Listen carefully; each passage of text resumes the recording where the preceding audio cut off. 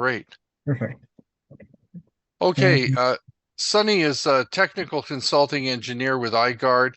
He is an electrical engineer from McMaster University with 6 years of experience in power system relay protection. He has educated consultants and end users on the benefits of implementing electrical products into their designs to achieve safety for personnel and equipment. The title of the presentation is Unparalleled Protection. The I-Gard Smart HRG technology, maximizing protection, ensuring process continuity. So take it away, Sonny. all right, let me just share my screen here. Let me share.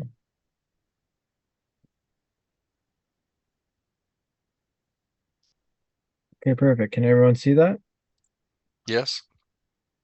Okay, so today we're going to be talking about smart HRG versus the standard HRG.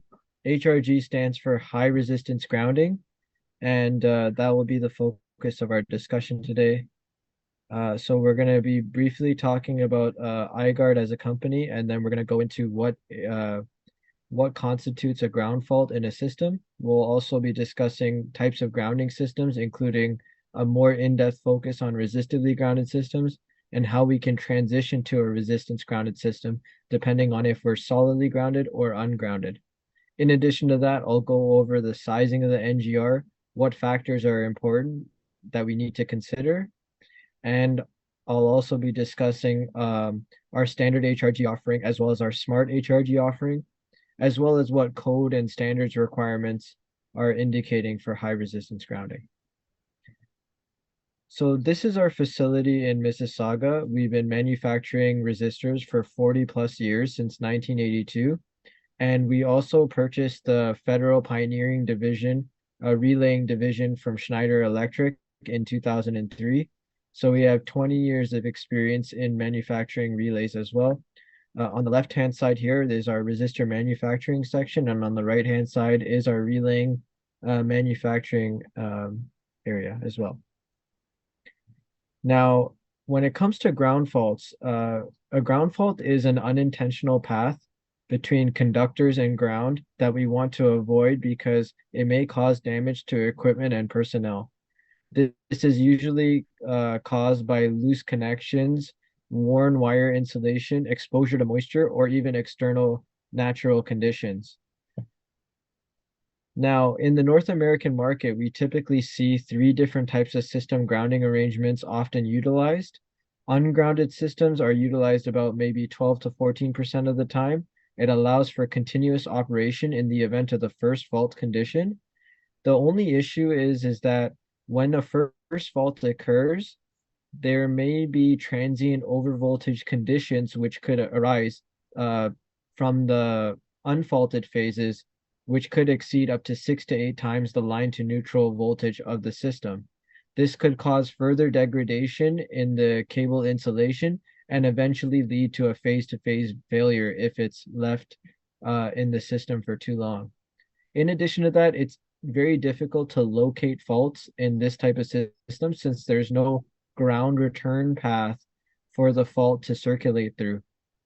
So what the North American market did was they addressed this with the solidly grounded system, where you have a delta to Y configured transformer, and typically the exo point of that transformer is solidly grounded uh, to ground. That allows them to eliminate transient overvoltage conditions by shorting out the capacitance that exists between conductors and ground. The only issue is that when we detect a fault, although we can locate very easily, we have to trip the fault right away because otherwise there would be circulating fault currents going back to the source in the magnitude of thousands of amps or more. And that could cause an arcing condition, which is problematic.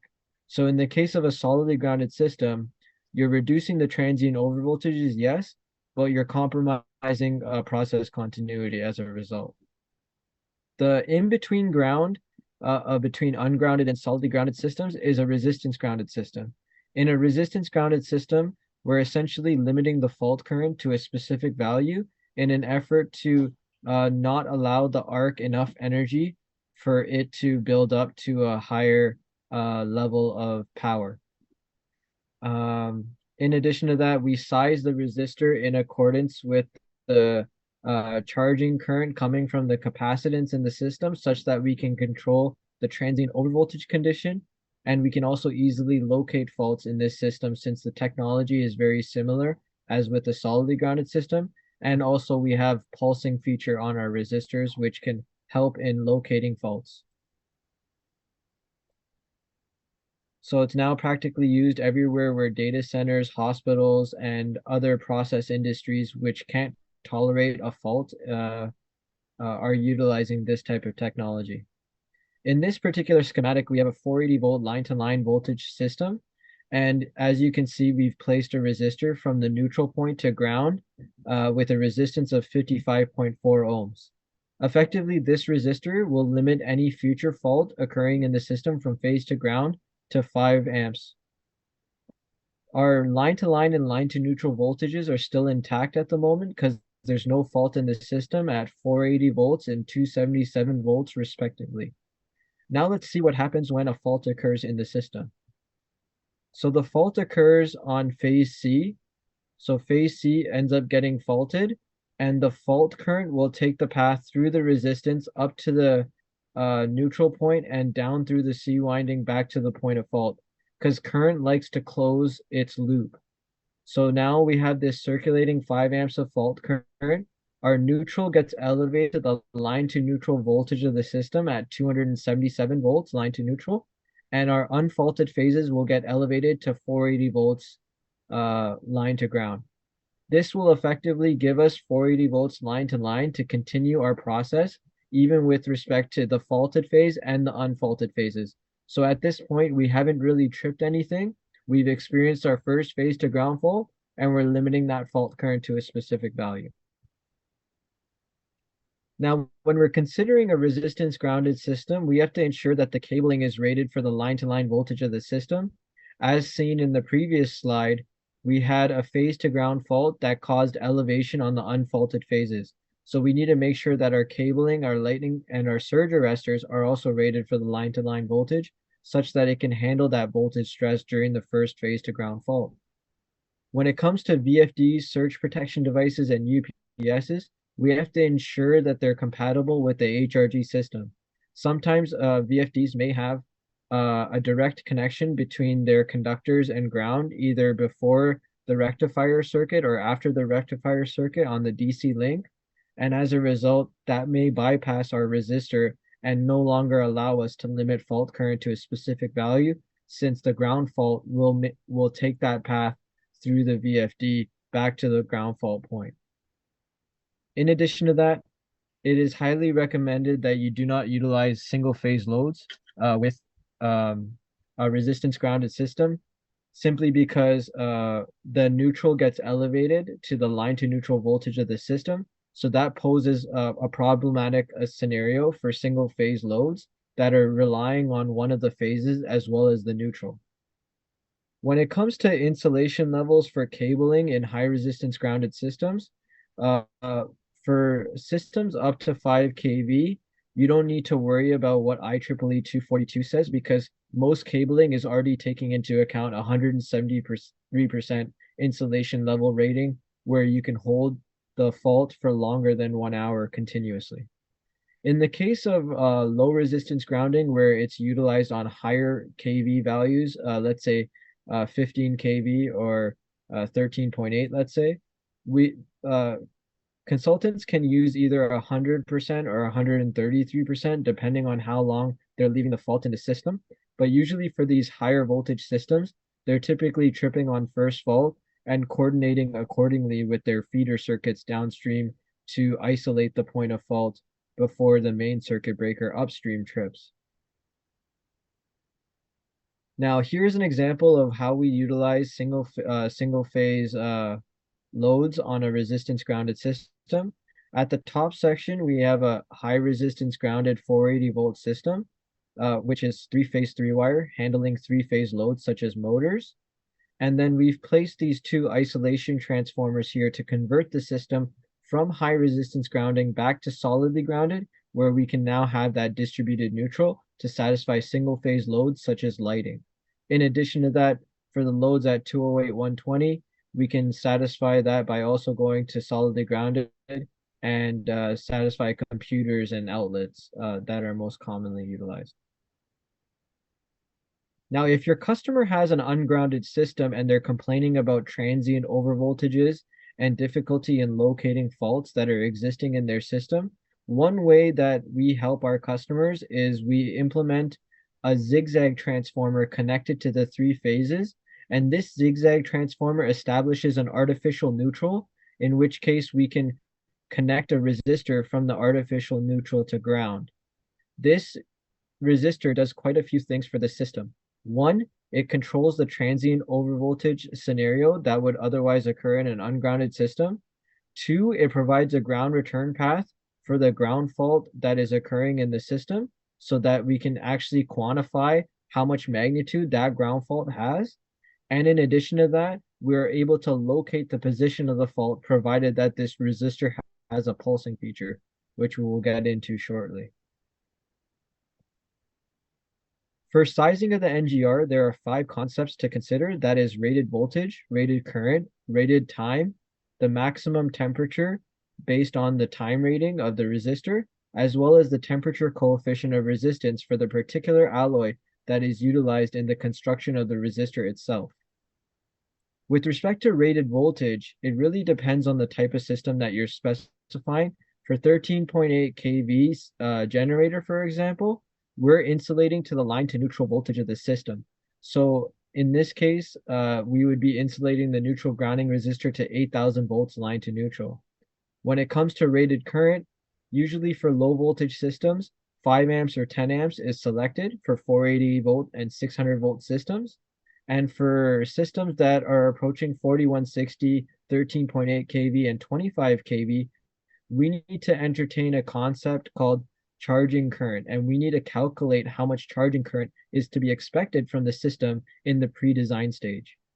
Now, charging current is based on the idea that there is a capacitance that exists between conductors and ground.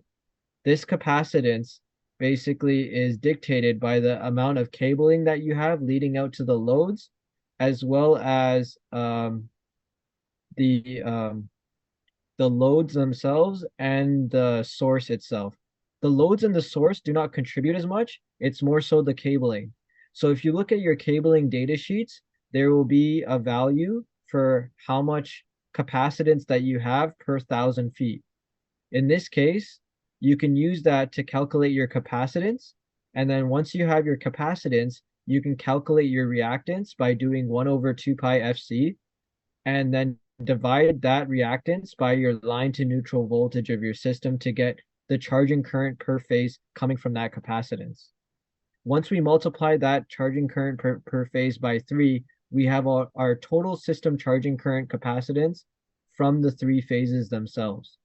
As a result, now we can determine how we're going to size our resistor. The idea is to size the resistor equal to or greater than this system charging current, such that we can control the transient overvoltage condition. If we don't size higher than the charging current, then the transient overvoltage condition on the unfaulted phases may exceed that line-to-line voltage rating. For the duty cycle of the resistor, it really depends on whether you have process continuity or not. Usually for 480 volt and 600 volt systems, we specify a continuous rated resistor. As we get to systems that are tripping on first fault, usually we spec out 10-second or 60-second rated resistors. Now in Table 9 of the 295 standard, which governs for neutral grounding devices and the construction of them, we have to follow Table 9's temperature rises for depending on whether we're specifying out a continuous rated resistor or a 10-second or 60-second rated resistor. For continuous rated resistors, our requirement from ambient is very stringent in being within 375 Kelvin.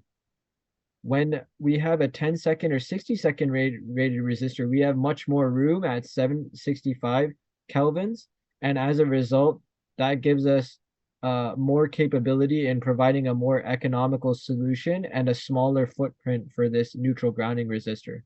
So a 13.8 kV 10 amp 10 second rated resistor versus a 13.8 kV 10 amp continuous rated resistor, the size will be very drastically different and the cost will also be drastically different as well, with the 10-second rated resistor being more economical and lower footprint.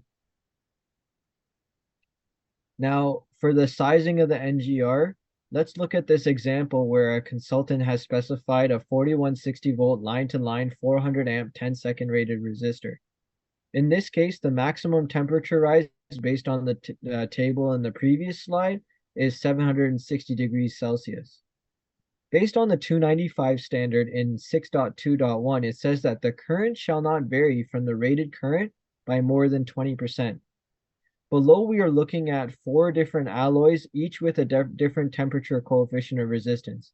The way that this coefficient of resistance work is that the lower the number, the lower the resistance will change as the temperatures increase. As you can see in this table below, these 3 alloys here are not able to meet the requirement of being within 20% of its rated current, simply because as the temperature rises, the resistance changes so drastically that the current ends up decreasing beyond 20%. Whereas the 1JR alloy, which is used on many of our resistors that we manufacture, is staying within those boundaries of being within 20%.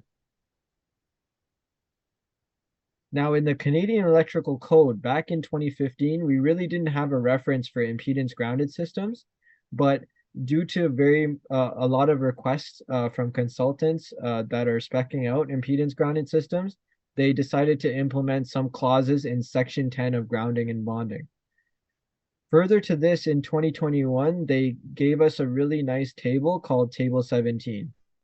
Table 17 gives you the instances of when we have to initiate alarm or de-energize the system based on the condition that we're facing.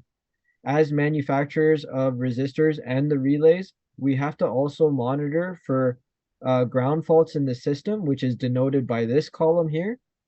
We have to look for short circuit condition on the NGR, which is denoted by this column in the middle. And also we have to also monitor for the open circuit scenario on the NGR, which is a loss of continuity from the XO point to ground.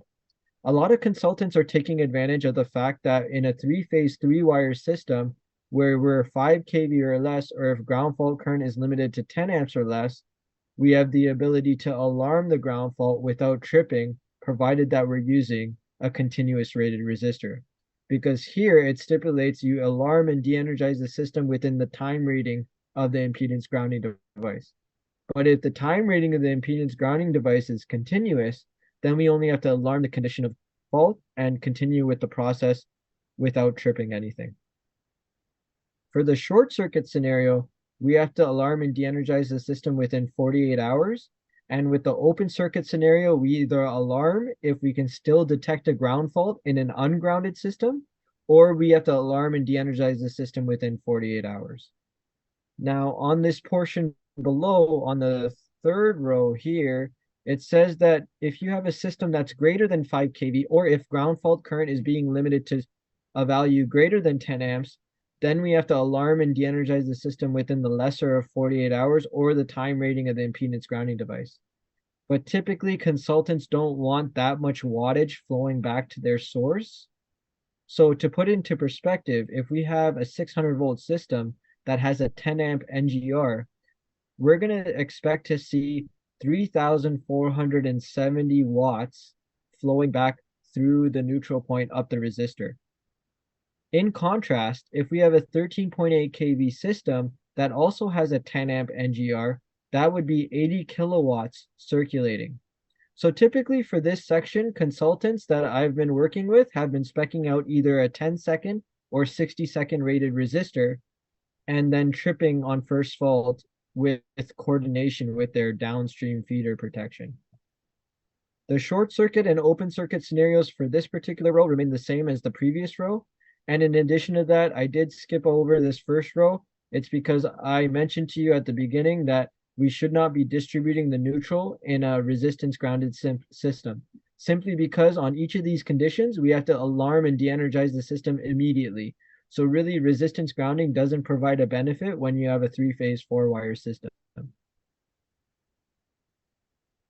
So to summarize for you guys, let's say you've done a charging current calculation on your system and your system is below 5 kV. You realize that that charging current is below 10 amps. You size your let-through current of your resistor greater than the charging current, but less than or equal to 10 amps. That gives you the ability to alarm on ground fault while maintaining operation, assuming that you're using a continuous rated resistor. You're also satisfying arc flash mitigation as per NFPA 70E and CSA Z462. When it comes to low resistance grounding, we're focused more on seeing how that charging current is going to be greater than 10 amps or not, and if your system is greater than 5 kV. In that case, we size our let-through current greater than our protection pickup at our feeder level, and then we have it as time rated and tripping on first fault. This is our Sigma 3-C. It's an NGR monitoring relay and ground fault relay. It's able to detect abnormalities on the neutral grounding resistor, as well as monitor for ground faults flowing through the neutral. It has an operating range between 480 volts to 69 kV. The way that we do the resistor monitoring is a bit different in comparison to the competitors in the market. The way that we do this is that we're applying a sensing resistor between the XO point and ground, as well as a CT that's located to detect how much current's flowing through the neutral. Our sensing resistor also gives us a reference voltage for what's happening at the XO point. Now, if there's 0 volts and 0 current, we still have to monitor this neutral grounding resistor for open and short circuit scenario. So the way that we do that is we use a high frequency AC injection method that takes the path up through to the sensing resistor up to the XO point. And because the high frequency AC injection sees this inductance on these three phases as a higher impedance than the NGR itself, majority of our signal takes the path down the NGR and gets confirmed at the relay. Many of what's out in the market right now is using a DC-based injection method. And that DC-based injection method, when it reaches this XO point, it sees these inductances as short circuits. So if you have YY connected PTs in your setup, the DC-based injection that the competitor is using may find an alternative path, and in which case it may falsely presume that the NGR is still in the system. So that's the way that we've mitigated that with our high frequency AC injection. And we have two different modes of operation. We have a continuity mode and a measurement mode. In continuity mode, we're constantly injecting that high frequency AC injection to confirm that the NGR is still able and still within the system.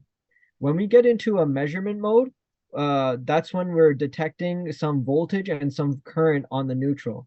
That allows us to back calculate what the resistance is at the neutral by dividing voltage over current. As a result, we can compare that measured resistance value with the actual value of resistance that was set during the time of commissioning. And if it's beyond 150% of that value or below 66% of the value, then we're indicating an NGR fault scenario. With respect to pulsing, this is a method in terms of locating faults in a resistance grounded system, provided that you have process continuity. Let's say, for example, that motor 3 experiences a fault on phase B. Now we've detected that fault at our CT neutral, and we've now alerted the maintenance that there's a fault in the system. Maintenance now knows that there's a fault in the system, but he doesn't know where the fault's coming from. So what he can do is he can implement the pulsing feature off of our touchscreen display. The pulsing feature basically opens and closes this contactor that is shorting out half the resistance. As a result of shorting and opening this contactor, we're adjusting how the current signature is flowing back to the point of fault. So it's flowing between 5 amps and 10 amps or 2.5 and 5 amps. And it's going to take the path of fault, and you may use a Rogowski coil hooked up to your fluke multimeter in terms of locating the position of this fault and tracking and providing corrective action. So far, our standard HRG offering is taking majority of the advantages of ungrounded and solidly grounded systems while eliminating majority of the disadvantages. The only thing that we're missing is process continuity in the event of a second ground fault condition, as well as arc flash mitigation for safety. So smart HRG is where we can make this stance. Smart HRG is an acronym for selective instantaneous feeder tripping, main time main coordination, assisted fault location through feeder identification, reducing both the likelihood and magnitude of exposure for arc flash mitigation, as well as time selective feeder isolation. So for selective instantaneous feeder tripping, let's say, for example, we're experiencing a fault on feeder 1, phase A. That fault is now being limited by this NGR, and we haven't tripped this fault open. Our DSP system is monitoring the resistor as well as all these 3 feeders. When another fault occurs on another feeder on another phase, what happens is these faults are now going to be circulating between each other, and the neutral grounding resistor is out of the game. It cannot limit the fault current to a specific value because now we're experiencing a phase-to-phase failure, and the current between these 2 points is building up. As a result, if we didn't have our DSP system here, the instantaneous function of these 2 breakers will effectively trip out, and we'd lose power to both of these feeds. But with our DSP system, we can assign priorities to each of the feeders based on the criticality of those feeds and trip the lower priority feeder in favor of keeping the higher priority feeder still in play. So only tripping 1 out of the 2 and reverting us back to the first fault condition, where the remaining fault will now circulate back through to the NGR to be limited.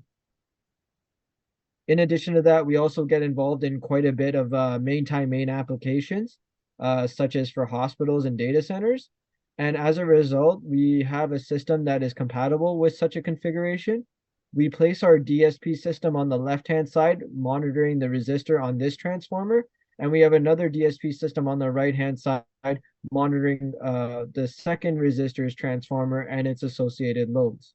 When the tiebreaker closes here, we get a signal that the tiebreaker is closing, and the DSP system on this side will transfer over all of its readings to the DSP system on the other side to unify the priorities along the entire bus and continue monitoring these 3 feeders that are kicked out because this transformer was taken out for maintenance.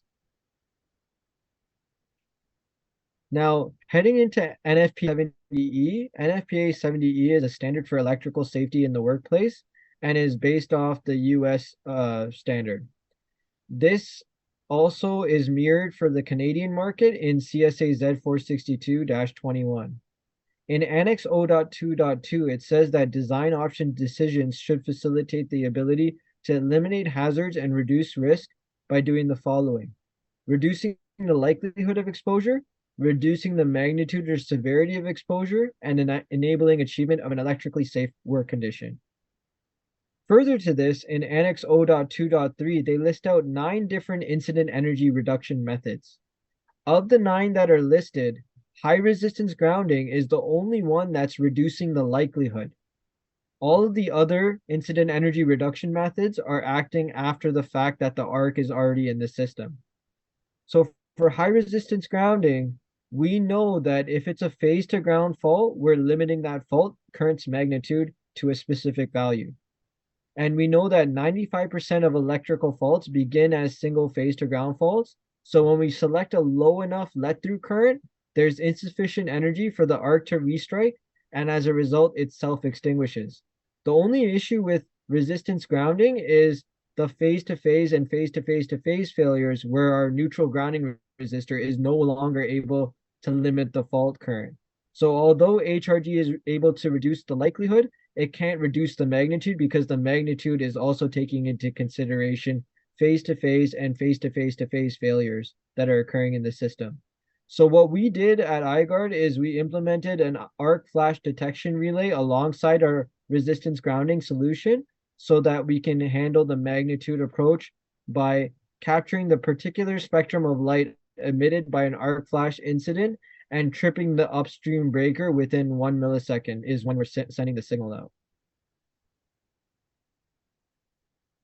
Now, with the combination of this arc flash relay and the high resistance grounding system, we're essentially uh, meeting Annex O.2.2 and reducing the likelihood of exposure, reducing the magnitude of exposure, and enabling achievement of an electrically safe work condition.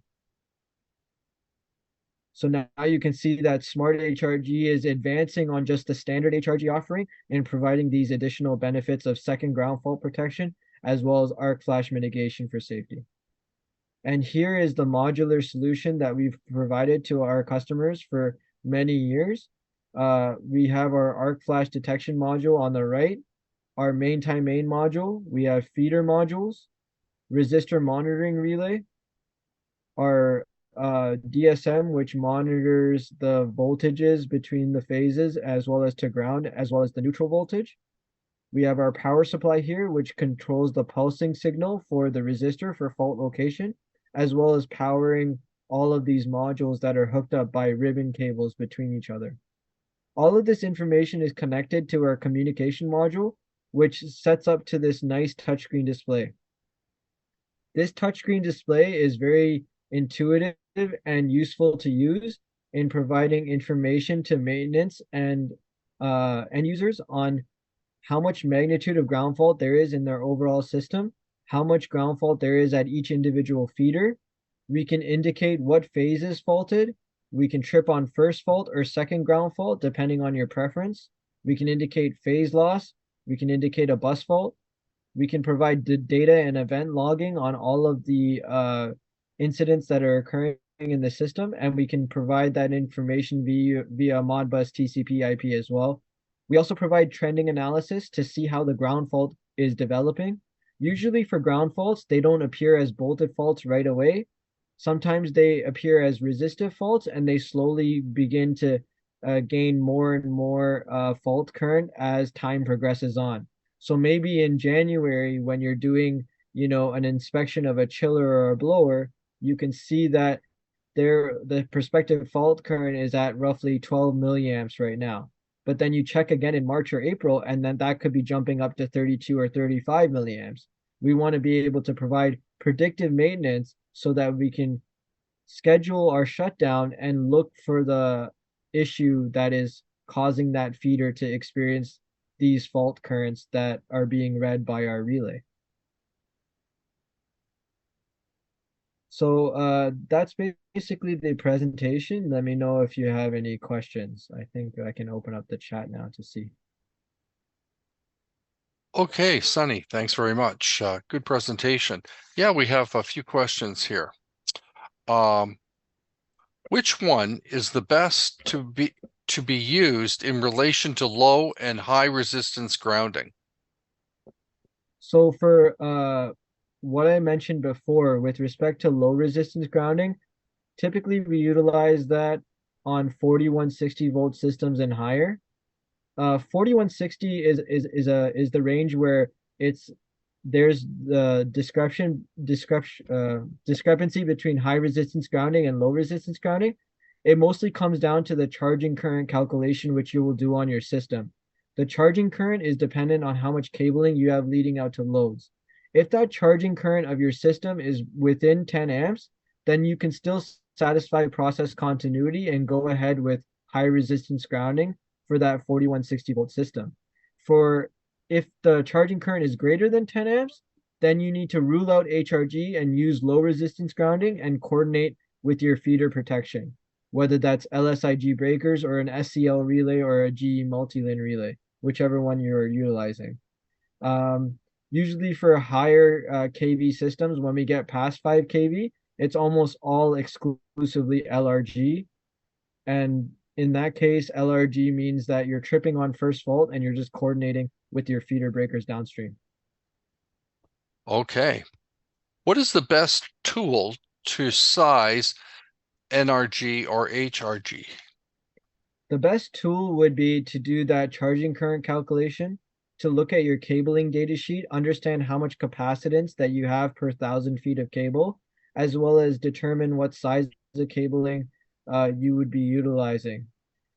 There's some good white papers out there. One was by D. Baker. It's a very old white paper in which he takes you through the process of doing the charging current calculation.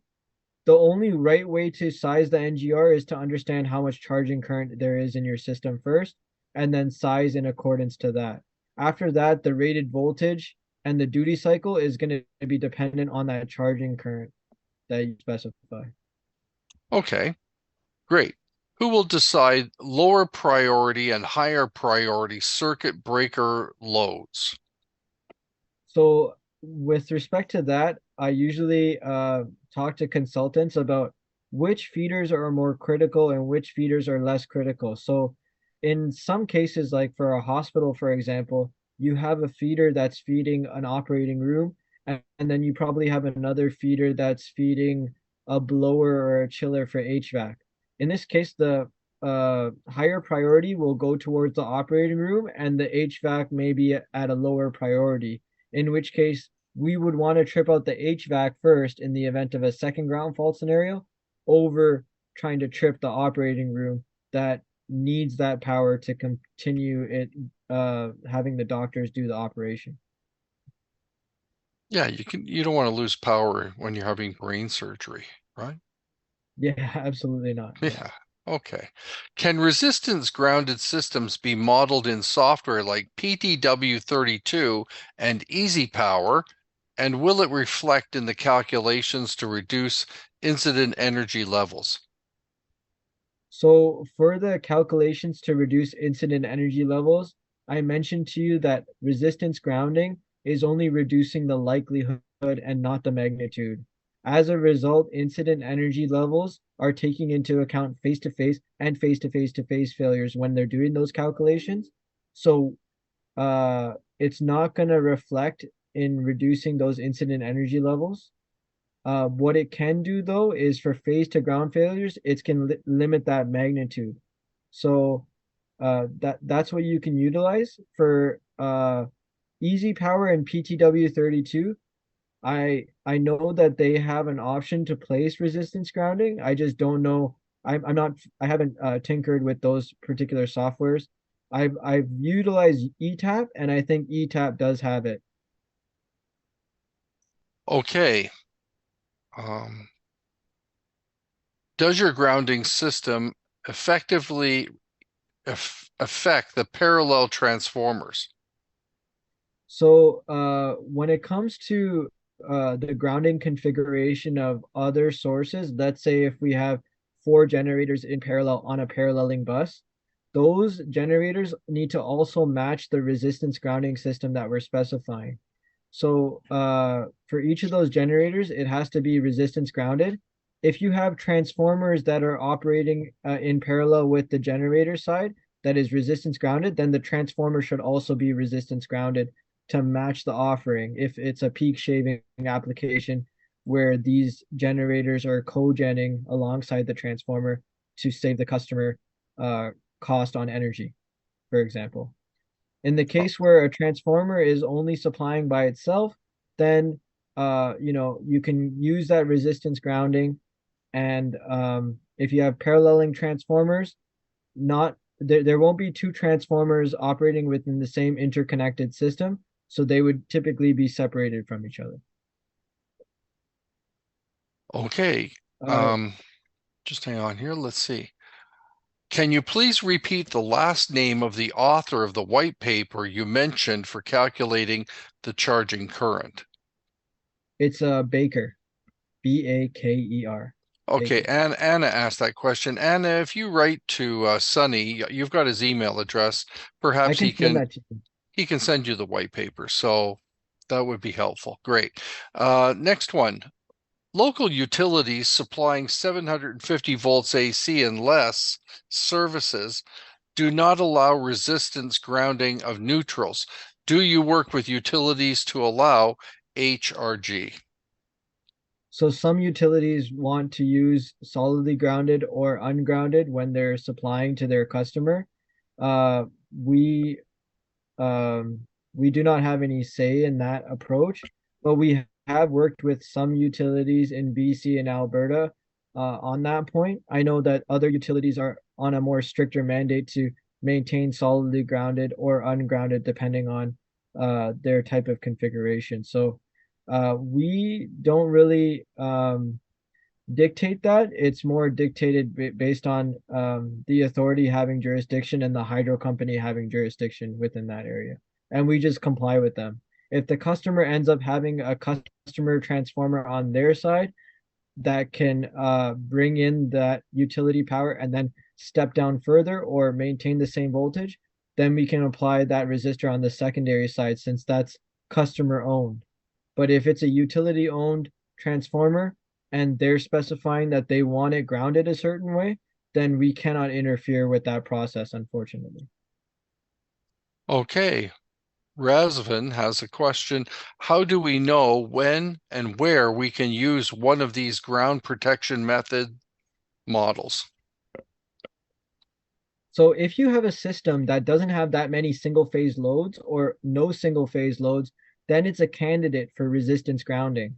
And depending on the voltage that you have, if you're at less than 5 kV and your fault current's less than 10 amps, then you can have the advantage of process continuity. So typically what consultants do is they give the option to the end user whether to go solidly grounded or resistance grounded, but then indicate that the resistance grounding has the benefit of process continuity as well as controlling transient overvoltages such that they can have continuity of operation, right? So it really depends on the type of system that you're specifying. For systems that are greater than 5 kV, obviously majority of those are three-phase three-wire, in which case low resistance grounding has a benefit in limiting fault current to a specific value such that we're reducing that wattage flowing back to the source and allowing for reduced incident energy for phase to ground faults specifically. Okay. Are you aware of protection issues with energy storage systems designed to reduce power demand? I am not aware, to be honest, on that point Okay. All for right. Well, energy storage system. no, that's fine. Thanks. Yes. Thanks very much for the presentation. Excellent presentation. Everybody's thanking you in the chat. We appreciate that. Uh, and thank you for asking those questions. This live online forum had a lot of questions, and that's good. There's no such thing as a stupid question. Let's see. Oh, one more just came in. Is there any coordination between busbar reactor and NGR? I haven't been involved in a busbar reactor application, but I have seen neutral grounding reactors, which are slightly different than neutral grounding resistors. That's the only reactor I've seen, but I can inquire about that and I could probably get back to you if you're able to send me an email. The Yeah, email that's I from can Isaac provide. Pabi. Yeah, Isaac, you can contact Sonny by email and he can confer with you later about that. So I put thank you my very much. email in the chat too, as Yeah, well. there it is there. It's in the chat. Thank you very much, Sonny. That was a great presentation. I And appreciate thanks it. for everyone for the questions. Thank you to Justin Gall from CBS ArcSafe and Jim Chastain from Easy Power and Sonny from I-Gard. Thank you for the presentations. Good job. And that concludes our forum. I put into the chat a couple of links to our CSA Z462 arc flash electrical safety course page and our NFPA 70E 2024 course page. Perhaps you can take a look at those courses. Okay, thank you very much for attending, and we'll see you all in the new year. All right, thank you.